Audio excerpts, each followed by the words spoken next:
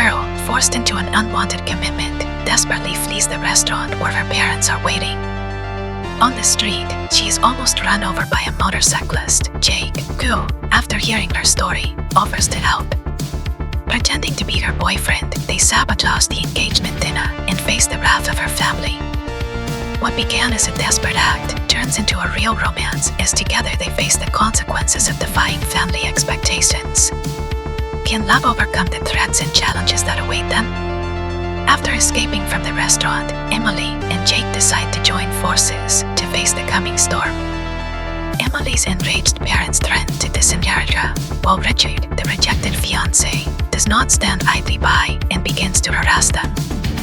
Emily finds refuge in Jake's small apartment, where she discovers a world completely different from the cold opulence in which she has always lived. There, between conversations and moments of complicity, her feelings for Jake grow, and he stops being the improvised savior to become someone indispensable in her lives. But peace is short-lived. Richard shows up at her door, furious, and the situation turns violent. Jake defends Emily, but it becomes clear that they can't stay there. They decide to run away and seek refuge at Jake's friend's house, where they begin to map out a plan to build a life away from the influence of their families. In the midst of the chaos, Emily discovers her own strength and the importance of taking charge of her lives. Together with Jake, she decides to face not only Richard and her parents, but also the fear of change and the unknown. United, they are ready to fight for a future where love and freedom prevail. I can't believe I'm doing this. I should be at home, in bed, watching Netflix and eating ice cream. Instead, I'm sitting in the back of a taxi on my way to an engagement dinner with a man I don't love. And I never will. My parents are forcing me to accept this marriage, and I don't know how much longer I can endure it. I need to get out of this car and run as fast as I can. I should have known better and not agreed to this dinner. But my sister Sarah convinced me that it would be good for me to get out of the house and see people. She said that maybe if she gave him a chance, she would learn to love him. But she was wrong. I don't even like him. And he didn't like me either. He only marries me because his family has money and they want to merge their companies. For him, everything is business, and for my parents, it is also business. The taxi stops in front of the restaurant and my heart beats in my chest like a drum. I pay the driver and get out, my legs feeling like jelly. The restaurant is one of those fancy places with a valet and a maitre d' who seems to be judging you from the moment you enter. I take a deep breath and push the door open. The smell of expensive food hits me instantly. There are my parents, sitting at a table near the window, and next to them, Mr. Cool Businessman himself.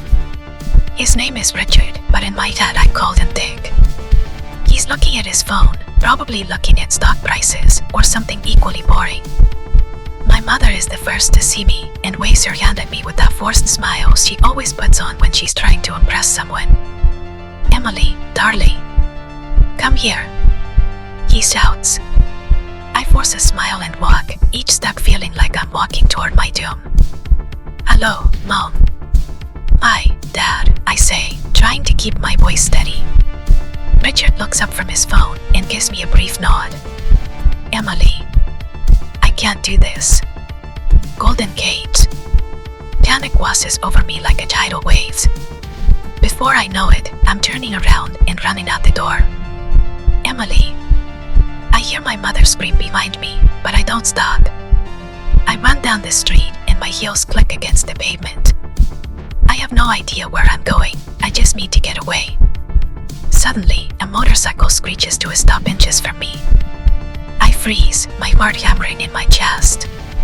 The rider removes his helmet, revealing messy brown hair and piercing blue eyes. "Are you okay?" he asks with concern etched on his face. Desperate, I say the first thing that comes to mind, "Please help me." He raises an eyebrow. "What's going on?" "I need you to pretend to be my boyfriend," I say quickly. "Just for tonight. Please." He looks at me for a moment and then nods slowly. "All right. My name is Jake." "Emily," I respond breathlessly. "Thank you." We quickly made a plan as we headed back to the restaurant. pretend to be my boyfriend and cause enough of a scandal to sabotage the engagement dinner. Golden Cage. As we approach the entrance, my phone rings. It's Sarah. Emily, listen to me, he says urgently. Mom and Dad are planning something drastic if you don't go through with this. What do you mean? I ask, and panic takes over me again. They're talking about leaving you completely with nothing, he says. No money, no support, no nothing. My blood runs cold. I look at Jake, who gives me an encouraging nod. Okay, I say into the phone. I'll take care of it. We walked into the restaurant together, with Jake's arm around my waist for effect. My parents' eyes widen in shock as they see us approaching. What is happening here? My father asks angrily. This is Jake, I say firmly. He's my boyfriend. Richard stands up abruptly and his face turns red with anger. This is outrageous. Before anyone can react further, Jake steps forward and says loudly, actually, Emily and I are engaged. The entire restaurant falls silent as everyone turns to look at us. My mother gasps audibly as Richard looks like he's about to explode. Golden Cage. Richard's face turns an even deeper red and his eyes narrow. I grip Jake's hand tightly, feeling the tension radiate throughout my body. I'm not going to marry you, Richard, I say firmly, my voice cutting through the silence like a knife. My parents look horrified, their faces pale and stricken. Jake steps forward, his eyes trained on Richard. Emily deserves to choose her own path, he says, his voice firm and unwavering. Richard lunges at Jake, his fists clenched and his eyes wild with rage. But Jake is quick, dodging to the side and pushing Richard back, causing him to stumble into a nearby table. My mother gasps and puts her hand to her mouth in surprise. My father seems ready to intervene, his jaw clenched. Sarah steps between them and raises her hands for calm. Golden Cage. This isn't the way, she says softly, her eyes moving between Jake and Richard. I take a deep breath and look at my parents, my heart pounding in my chest. I'm sorry, but I love Jake, I declare, my voice firm despite the chaos around me. The restaurant staff and customers look at us with wide eyes, and the tension is palpable in the air. My mother looks like she's about to faint, while my father's expression is a mix of anger and disbelief. Richard straightens, his face contorted with fury. You can't be serious, he snaps, looking at me with a venomous look. I'm serious, I reply firmly. This is my life, and I'm not going to let you or anyone else dictate it for me. Jake approaches me, his presence a comforting anchor in the midst of the storm. We're leaving, he says in a calm but authoritative voice. Golden Cage. Richard steps forward as if to stop us, but Sarah places a hand on his arm. Let them go, he says quietly.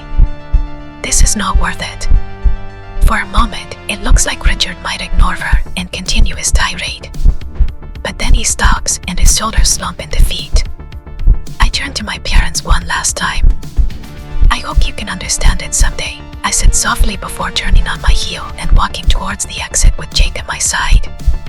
When we step out into the cool night air, I feel a weight lifted off my shoulders. Jake squeezes my hand reassuringly as we walk away from the restaurant and toward an uncertain but hopeful future together. The sound of footsteps behind us makes me turn sharply. My father is standing there, his expression unreadable. Emily, he calls her. I freeze in place. He takes a deep breath before speaking again. Golden Cage. You have one last chance to reconsider, he warns in an icy, implacable tone. My heart pounds as I face him, my father, the man who has always controlled every aspect of my life. Jake stands firm beside me, his jaw clenched in silent support. No, Dad, I say with a shaky but determined voice. I choose my own happiness. He narrows his eyes and disappointment is etched on his face like a permanent scar. Then you are no longer welcome in our house, he declares coldly. A pang of sadness hits me, but I don't hesitate. Can't. Not now. I turn to Jake, who nods his head in support. His eyes are full of determination and something else, love. Together, we walked away from the restaurant, leaving behind the life I once knew. The future is uncertain, but I'm ready to face it with Jake by my side. The cool light air hits us as we hit the sidewalk. The city lights blur into a kaleidoscope of colors, and the distant hum of traffic fills the silence between us. Are you okay? Jake asks softly, squeezing my hand. I nod, although I feel a great weight in my heart. Yes, I will. We walk in silence for a few moments before Jake speaks again. Do you have somewhere to go tonight? I shake my head. No, but I'll think of something. Gilded Cage.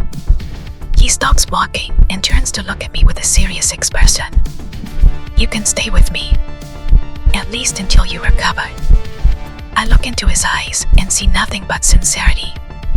Thank you, I whisper. We continue walking, our steps echoing in the empty streets. The weight of what just happened is starting to settle, but I put it aside for now. There is no turning back.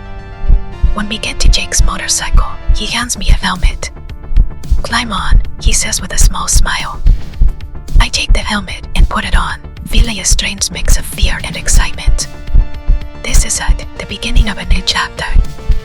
Jake revs the engine and we speed away into the night.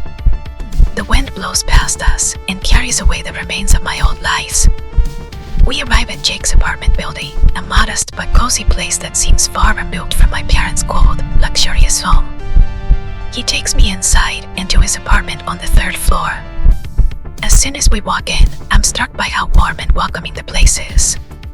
The walls are adorned with photographs and artwork, and the aroma of freshly brewed coffee wafts through the air. Make yourself at home, Jake says, pointing to the living room. I'll get you some blankets and pillows. I sit on the couch and feel a sense of relief wash over me. For the first time in a long time, I feel like I can breathe. Gilded Cage. Jake returns with a bunch of blankets and pillows and places them on the couch next to me.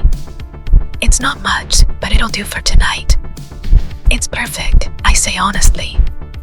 He sits next to me, and his presence comforts and calms me. We'll figure this out together, he says quietly.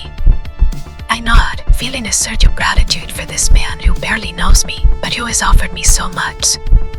Just as I'm about to thank him again, there's a loud knock on the door. We both froze and exchanged worried glances. Jake cautiously gets up and walks to the door, peering through the people. He turns to me with a perplexed expression.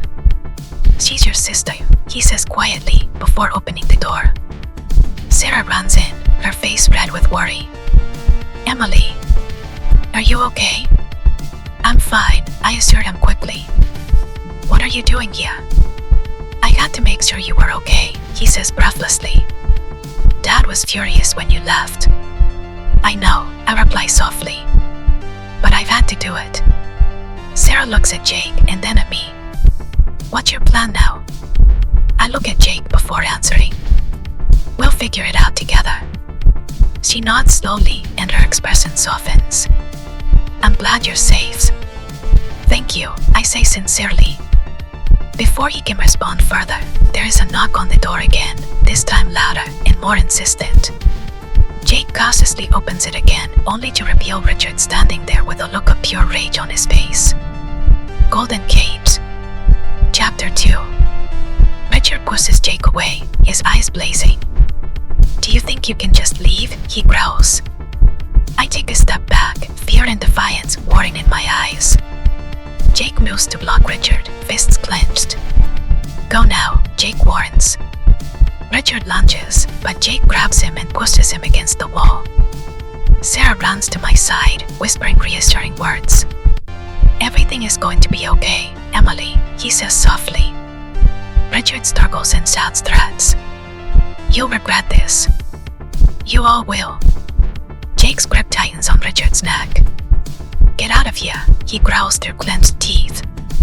For a moment, Richard looks ready to fight back, but then his shoulders slump in defeat. Gilded Cage. He finally relents and storms out of the apartment with one last withering look. The door slams behind him and the sound echoes throughout the room. I fall into Jake's arms, shaking uncontrollably. "It's over," he murmurs, hugging me tightly. His warmth and strength seep into me, calming my racing heart. Sarah nods, relieved but cautious about what comes next. "We have to be careful," he says quietly. "Richard will not give up easily." Jake looks at me with concern etched on his face. "We'll figure it out together," he assures me. The room feels heavy with the aftermath of the confrontation. I take a deep breath and step away from Jake, looking around the apartment. Gilded Cage. The cozy atmosphere now feels like a sanctuary compared to the chaos outside. "Thank you," I whisper to Jake and Sarah. "They're out."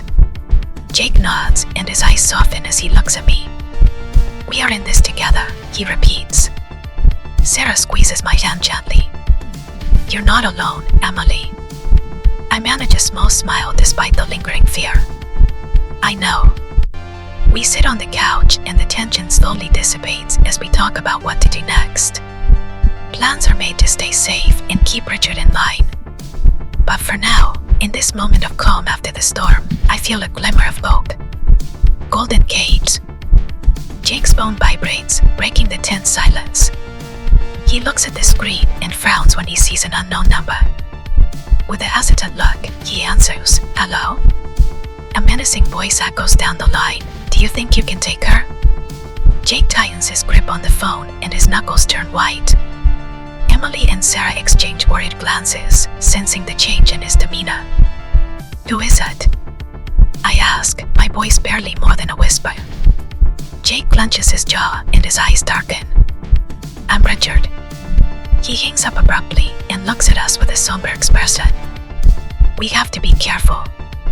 Sarah's face pales and I feel a shiver run down my spine. The reality of our situation hits me like a ton of bricks. "We can't stay here," Jake says firmly. "It's not safe."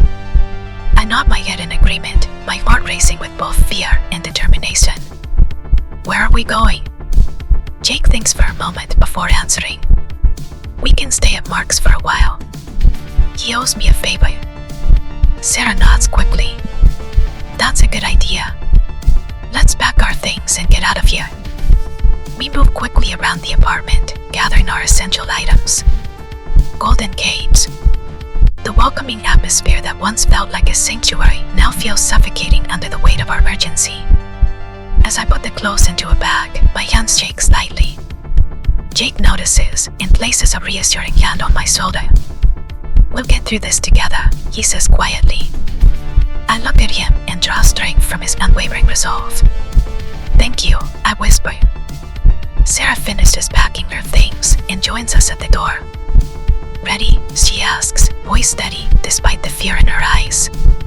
I take a deep breath and nod. "Ready." We left the apartment and stepped out into the cool night air once again.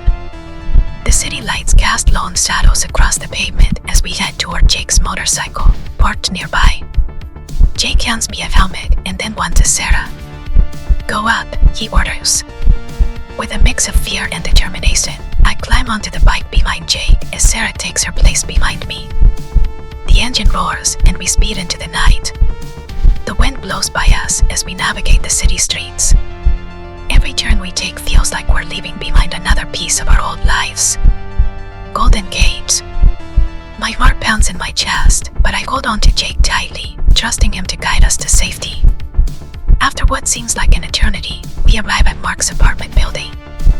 It is an old structure with ivy climbing up its brick facade. Jake parks the bike and hugs us off before taking us inside. Mark greets us at the door with a worried expression. "What's going on?" he asks as he ushers us inside. Jake quickly explains the situation while Mark listens intently. When he finishes, Mark nods understandingly.